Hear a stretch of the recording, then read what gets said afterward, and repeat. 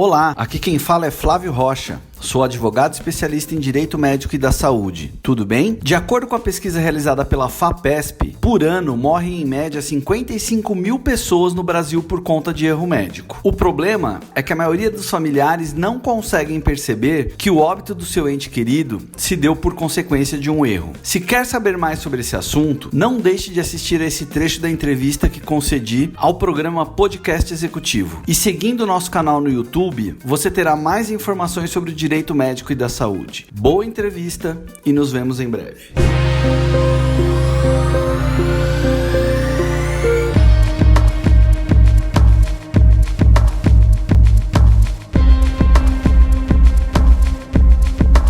A Neide Volkoff, doutor, pergunta aqui sobre erro médico. Eu não sei se o senhor vai falar isso daqui a pouquinho, mas já estou adiantando sobre erro médico, como proceder. Neide, o doutor já vai te ajudar nesse caso aí, tá bom? Obrigado pela participação de vocês. Bom, vamos lá então, enquanto a gente vai adentrando em outros assuntos, vamos responder a Neide para não esquecer. Vamos lá, né? Neide. Qual é a pergunta da Neide mesmo? A Neide pergunta sobre erro médico, como proceder nesse caso. Isso é uma pergunta muito importante. E por isso, novamente, eu sempre ressalto que as pessoas procurem advogados especializados na área. Porque quando nós falamos de erro médico, pessoal, nós temos que tomar muito cuidado, porque nós estamos acusando um profissional, né, que, digo aqui à parte, o meu respeito aos profissionais da medicina, aos profissionais da saúde. É uma arte das mais importantes, porque mexem diretamente com a nossa vida. E que salvam muitas vidas, né? Imagina nesse período que a gente vem vivendo, o que estão fazendo aí na linha de frente, né? Sim, exatamente. E não podemos esquecer que ali do outro lado tem um ser humano como nós, né? Que muitas vezes ali é sobrecarregado em plantões e uma série de problemas pessoais também, e que pode errar. Mas todo erro é passível de uma responsabilidade, obviamente. Perfeito. Mas o que eu digo quando tomar cuidado e procurar sempre um especialista é porque antes de você acusar um profissional, né, fazer com que ele procure um advogado para defendê-lo, ou às vezes que ele passe por um conselho, por um processo do conselho de ética, né, e gaste dinheiro, tempo e emocional com isso, as pessoas têm que entender que o erro médico em si tem que ser analisado com muita cautela antes de entrar com uma ação. Por quê? Às vezes o resultado que a gente tem, diferente daquilo que nós esperamos, né, numa cirurgia ou num procedimento, né, é normal acontecer. Por quê? Porque nós, seres humanos, graças a Deus, somos únicos, né? Então, por mais que eu tenha feito 1000 cirurgias, cada cirurgia é única, porque cada ser humano responde de forma diferente, né? A medicação, ao procedimento cirúrgico, ninguém é igual, anestesia, né, doutora? Ninguém é igual, tá? Por isso, hoje, é importante dizer e relembrar um pouquinho e remontar qual é a relação do médico com o paciente. Antigamente, nós tínhamos o que nós falávamos de relação verticalizada. O que é isso? Antigamente, nós tínhamos o médico como um semideus, né? Ou seja, olha, eu sou o médico, eu sei o que eu vou fazer para te tratar. Você simplesmente vai acatar e se submeter aos meus cuidados. E nele vai confiar. Né? E nele vai confiar. Agora, ou muitas das vezes, nem confiando. É a única, a única forma que eu tenho de tentar sobreviver. Só que o tempo foi passando, a nossa cultura foi melhorando, os nossos conhecimentos também, os nossos direitos também. Então hoje, a relação entre médico e paciente, ela é uma relação que nós chamamos de horizontalizada. O que isso quer dizer? O médico ainda continua sendo o dono da técnica, o dono do conhecimento, sabe ele qual é o melhor procedimento e medicamento para você. Tá? E por ser uma relação de confiança, o paciente tem duas opções. Primeiro, opções não, né? Tem dois direitos ali. Primeiro, querer ou não passar pelo procedimento ao qual o médico está querendo submetê-lo. Porque por mais que o médico chegue e fale para mim, Flávio, você precisa fazer uma cirurgia hoje extremamente invasiva, extremamente dolorosa. Ele vai explicar tudo direitinho que pode acontecer também. Um pós-operatório, o risco de você virar óbito na cirurgia é muito grande. Eu posso muito bem falar assim, obrigado, mas não quero. Né? Eu tenho essa opção de não querer passar por esse procedimento. Perfeito. E o segundo direito dele é justamente isso que você falou, Luciano, é ser informado. E esse é hoje um dos direitos mais importantes e que o Brasil ainda está engatinhando nesse direito. O senhor vê isso, doutor, hoje? Muito. Atualmente, o senhor acha que muitas das informações que deveriam ser passadas não são, claramente? Muito. Não são passadas até por uma questão cultural. Então, por exemplo, o paciente, ele tem que saber de tudo aquilo que ele vai passar. Ele tem que saber os prós, os contras, quais são os riscos, e não de uma forma técnica, de uma forma que eu não consigo entender, porque também cada paciente tem o seu nível de inteligência, tem o seu nível de entendimento. Verdade. Então eu não posso usar termos técnicos, eu tenho que falar com ele de uma forma que ele entenda aquilo que eu estou falando. E não adianta eu fazer também aquele termo de consentimento esclarecido, que nós chamamos que é um documento de extrema importância, horas antes da minha cirurgia. Sabe, olha, eu cheguei no hospital, o hospital me dá um monte de formulário para eu assinar, né, e eu assino ali dizendo que eu concordo com tudo. Normalmente é assim, né? Sim, normalmente é assim, tá? Esse termo de consentimento, ele é nulo, ele é viciado. Por quê? Porque eu não tive tempo de ler, eu não tive tempo de entender, e quem tem que me dar esse termo para assinar não é o auxiliar, não é um funcionário do hospital, é o médico que vai fazer o procedimento em mim. Então ele tem que me explicar direitinho os riscos conforme o senhor falou. E eu tenho que ter um tempo para poder assimilar tudo isso e saber se eu quero passar ou não por esse procedimento.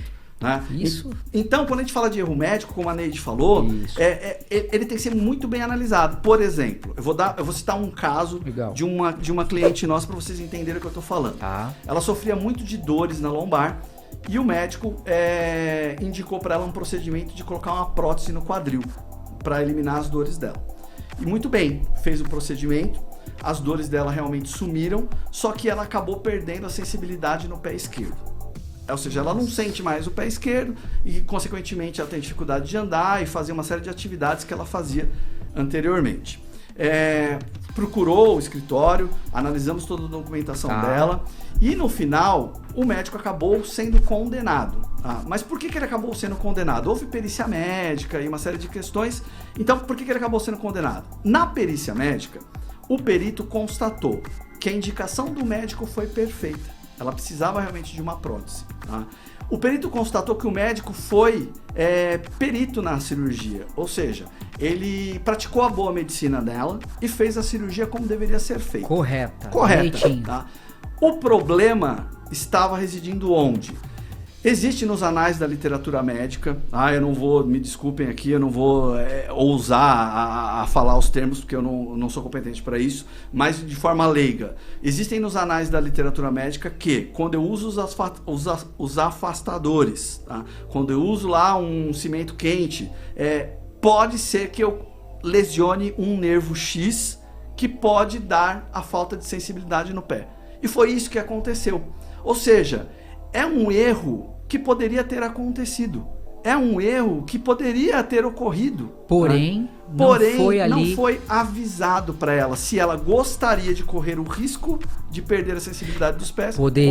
Ela poderia até ter feito a cirurgia sabendo disso, independente. Sim. Porém, ela não foi por causa de um detalhe importantíssimo, né, doutor? Exatamente. E então, acontece muito disso ainda hoje? Hoje em dia acontecem muito mais problemas, infelizmente, em relação a cirurgias estéticas, né?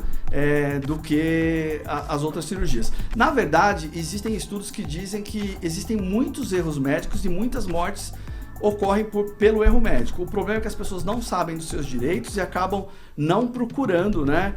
Por quê? Porque a relação médico-paciente, como eu disse para você, ela é uma relação de confiança. Na grande verdade, por conhecimento próprio, 90% das pessoas que vêm procurar o advogado por conta de um erro médico, na verdade, na maioria das vezes, não é nem porque o médico cometeu ali um errinho e não saiu do jeito que esperava. Mas a maioria das vezes é por quê? Porque o paciente não foi ouvido. O paciente vai tentar falar com o médico e o médico fala, não, eu fiz certo. E não quer dar atenção e ouvir o que o paciente quer dizer. É o que a gente fala sempre para os médicos. O direito da medicina, o direito da saúde é um direito de pessoas. Então, assim, eu tenho que saber ouvir o paciente, eu tenho que saber ouvir o cliente. E a medicina nem se diga, né? Eu tenho que ouvir o paciente. Ele está ali, na verdade, não só com um problema de saúde.